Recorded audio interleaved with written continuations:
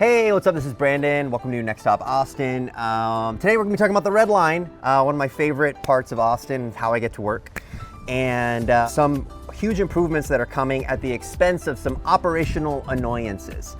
Specifically, we're looking at closing the downtown Red Line station and the Plaza Saltillo station for about 2 years, from the beginning of 27 to the end of 2028. Don't worry, there will be a temporary station made at 7th Street and the rail line, and that will likely have a bus bridge into downtown. So your question is like, oh my God, why? Why do they have to do it for 2 years? Well, there's some pretty good reasons, especially for downtown, which I think will take that whole time. Saltillo, I think, weather permitting, could be done quicker. So let's look at the downtown crossing right now. As you guys are probably aware, 35 is getting rebuilt everywhere. And when I say rebuilt, I mean the entire thing is being demolished and it's being completely rebuilt from scratch. They're not keeping anything. And a big part of that is downtown, they're going to trench it. So they're gonna sink the highway, so the main lanes are gonna go like 30 feet below the ground. And maybe one day there'll be a park on top of it, but probably not. The big challenge right now is the existing Red Line crossing, the train track, is what we call at grade. It's at the same level as the frontage roads, and it goes under the main lanes currently. After 35 is done, it's going to be a bridge. The rail will be a bridge over the highway, which will be 30 feet below it. So you run into the issue that you can't keep the train operating when you actively have to dig out all of the land that it's currently sitting on. So we see these main lanes here. As the project progresses, traffic is going to be moved to temp roads, or maybe they might even do the final frontage roads if they can, and move traffic there. And then the main lanes of 35 in downtown are going to be demolished, and they're just going to start digging.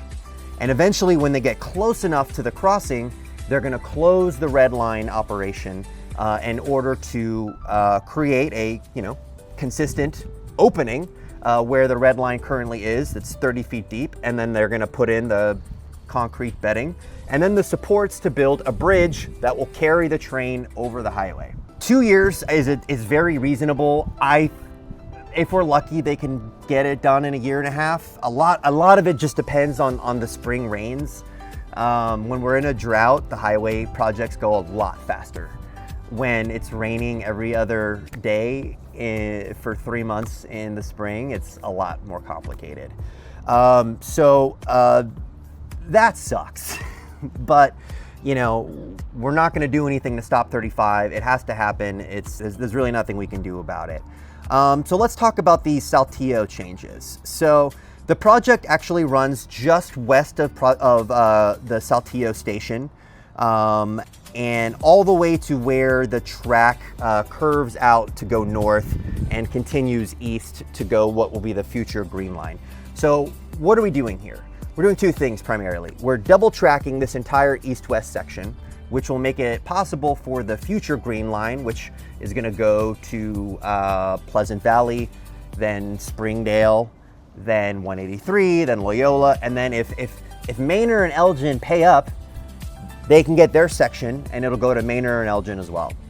So this double tracking makes it possible to have multiple lines running on this east-west section in downtown and East Austin.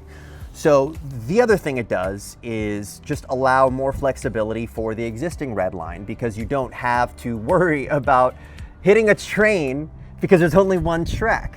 We have a lot double tracked, but at the Saltillo station up to about a half mile, it does go to single track. So there's three primary big lifts here. It's rebuilding that section of the crossing at Comal, at Chacon, possibly at the intersection just west of Saltillo, and then the Saltillo station itself, which the street is all going to get ripped up. We're going to put in another rail line, and then we're going to do a whole new platform that is going to be twice the length of the existing one. Why twice the length, you may ask? Well, long term, one of the things that the Red Line is trying to do is make it possible to run double trains. This is especially really helpful in the mornings or for big events. But in order to do that, the stations have to be twice as long. So now you might be asking, well, why didn't we do this when we set it up? It's like, well, we only wanted to spend a certain amount of money. So we built the red line to operate at a capacity that we thought was realistic for a new line. And we knew these stations were gonna last us like 20 years. And then as the ridership grew, which it has, then we start to see the need for, you know, these expansions. So Saltillo is going to join the downtown station, the Q2 station, and the soon-to-be Domain Uptown station, which is replacing Kramer, as stations that are twice as long and able to handle these double trains. Still have Crestview rebuild and Highland relocation to worry about, but that's not even on the short-term radar. So we just do the projects as we can, piece by piece, over this long period, because that's the amount of money we have to work with in this country, which is supposedly rich. But I digress. So that'll give us the ability to run double trains, which is also, so you're like, well, why do they have to close the station? Well, it's just one, it's gonna get the project done faster if we have to close it. And you're already having to close downtown, so there's already a big operational impact.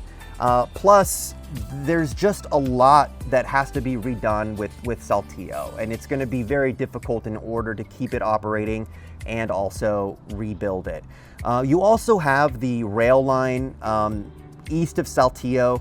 In certain places, it is where you'd want it to be, on the side of the right-of-way, but there are sections where it runs in the center. And so you're gonna have to basically take that up and then rerun it along the edges so you can fit 2 rails in the existing right-of-way. So some of the existing track is fine where it is, some of it isn't. And then there's a lot of sections where it weaves, where you have to, you know, be able to connect new sections to it, put in the crossings appropriately in order for it to function. So it's not as easy to keep it running during that time. So not surprising to see it's going to close that long. I don't think it'll take 2 years unless we do have 2 really rainy seasons. But you know, you never know. So it helps having that that 7th Street location, and you know, it's one of those frustrating parts though of being in like a place that's actually investing in infrastructure, is it's always going to be annoying. Whenever you travel to places that have great mass transit, every single place I've been to, I've seen like, oh, look at this road's closed, this whole thing is obstructed because they're doing this. It's like, that's the process, the cost of progress, right? Is the actual construction. And it's one of those things, you call them good problems to have, much better than not having money and not doing anything. So does suck, but we'll get by, and it'll be really worth it. Or after it's finished and we have the full double tracking, you're not sitting there on the train, stuck waiting for the train in the opposite direction to pass you. So I think all in all, a good win, but it is very helpful to actually have the information in front of us about when the stations are going to be closed. So next time we'll talk about the new light rail plan, which is about to hit a huge landmark in development and move into the next phase. So stay tuned for that. Have a good day.